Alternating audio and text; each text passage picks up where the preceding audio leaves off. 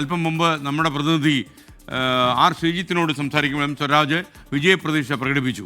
L D എഫിൻ്റെ സാധ്യതകളെക്കുറിച്ച് നമ്മോട് സംസാരിക്കാൻ ദീപക് തർമ്മണം കൂടി ചേരുന്നു. പറയൂ ദീപക്.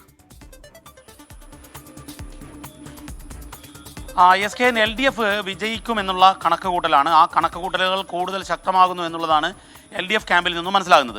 അതിലേറ്റവും പ്രധാനപ്പെട്ട കാര്യം അവർ പറയുന്നത് ഇപ്രകാരമാണ്: വഴിക്കടവ് പഞ്ചായത്ത് ഒഴിച്ച്, അതായത് വഴിക്കടവ് പഞ്ചായത്താണ് ഈ മണ്ഡലത്തിലെ 1-ാം ബൂത്ത് മുതൽ 46-ാം ബൂത്ത് വരെ, അവിടെ പോൾ ചെയ്തത് 73.80% വോട്ടാണ്. ഈ വോട്ട് ഒഴിച്ച് ബാക്കിയുള്ള പഞ്ചായത്തിലെല്ലാം തന്നെ നേരിയ ലീഡ് പിടിക്കാനാകും. അതിൽ അമരമ്പലത്തായിരിക്കും LDFന് ഏറ്റവും കൂടുതൽ ലീഡ് കിട്ടുന്നത്.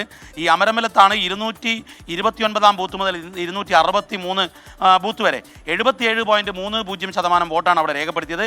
അതായത് ഗണ്യമായ വോട്ട് പോളിംഗ് ശതമാനത്തിൽ അവിടെ ഉയർന്നിട്ടുണ്ട്.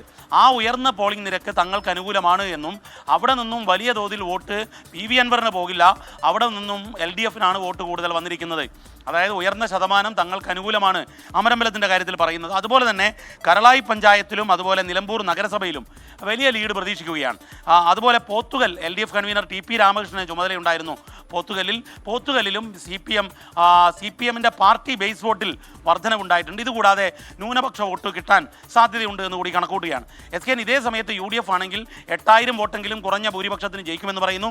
PV അൻവർ വിജയസാധ്യത പ്രകടിപ്പിക്കുന്നു. PV അൻവർ നേരിട്ട് എന്നോട് സംസാരിക്കുന്ന സമയത്ത് അദ്ദേഹം പറഞ്ഞത് M സ്വരാജ് 3-ാം സ്ഥാനത്തേക്ക് പോകുമെന്നാണ്. പക്ഷേ ഈ കണക്കുകളുമായി പൊരുത്തപ്പെടാത്ത രീതിയിലാണ് അദ്ദേഹം പറയുന്ന അദ്ദേഹത്തിൻ്റെ അവകാശവാദങ്ങൾ. പക്ഷേ എന്നാൽ ഇന്നിപ്പോൾ അദ്ദേഹം UDFന് അനുകൂലമായ ഒരു പ്രസ്താവന കൂടി നടത്തിയപ്പോൾ നമുക്കിതിൽ അടിയൊഴുക്കുകൾ ഉണ്ടോ എന്ന് സംശയിക്കേണ്ടിയിരിക്കുന്നു. കാരണം ലാസ്റ്റ് ലാപ്പിൽ M സ്വരാജ് കയറി വരാതിരിക്കാൻ വേണ്ടി അൻവറിൻ്റെ തന്നെ അനുയായികളുടെ വോട്ട് ഷൗക്കത്തിന് പോയിട്ടുണ്ടോ എന്ന സംശയം, അതായത് അവസാന മണിക്കൂറിൽ 3 മണിക്ക് ശേഷം പോളിംഗ് ബൂത്തിലേക്ക് എത്തിയ കുറച്ച് വോട്ടുകളുണ്ട്.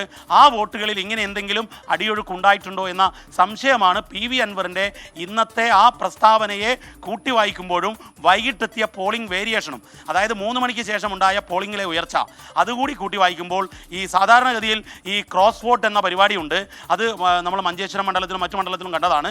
അത് നിലമ്പൂരിൽ നടന്നിട്ടുണ്ടോ സ്വരാജിനെതിരായി എന്നുകൂടി ഈ ഘട്ടത്തിൽ ആലോചിക്കേണ്ടതാണ്. ഏതായാലും CPM അവകാശപ്പെടുന്നത് വിജയിക്കുമെന്നാണ് 4000 വോട്ടിന്. അതേപോലെ UDF 8000 വോട്ടിന് വിജയിക്കുമെന്ന് പറയുന്നു.